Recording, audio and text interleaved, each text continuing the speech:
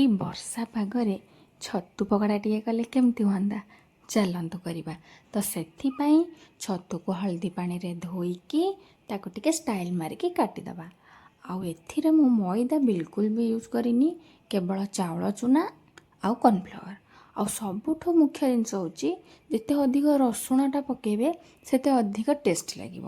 ତ ଅଦା, ରସୁଣ, କଞ୍ଚା ଲଙ୍କାର ଛେଚା, ସ୍ୱାଦ ଅନୁସାରେ ଲୁଣ ଆଉ ଲଙ୍କାଗୁଣ୍ଡ ପକାଇକି ଅଳ୍ପ ଅଳ୍ପ ପାଣି ଦେଇକି ମିଶାଇଦେଲା ପରେ ଛତୁକୁ ପୁଣି ମିଶାଇକି ଗରମ ଗରମ ତେଲରେ ପୁରା କଡ଼କଡ଼ିଆ କରିକି ଛାଣିଦେବା।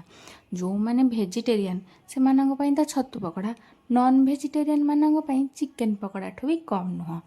ଆଉ ଏଥିରେ ଚୁନ ଚୁନି କରିକି ପିଆଜ, ଟିକେ ଚାଟ୍ ମସଲା ଆଉ ଟିକେ ବିଟ ଲୁଣ ଆଉ ଲଙ୍କା ଟିକେ ରଖିଦେଇକି ଖାଇବା, କି ଟେଷ୍ଟ! ବର୍ଷା ପାଗରେ ଆମେମାନେ ତ ବଢ଼ିଆ ମଜା ନେଲୁ। ଆପଣମାନେ କରିକି ଖାଇ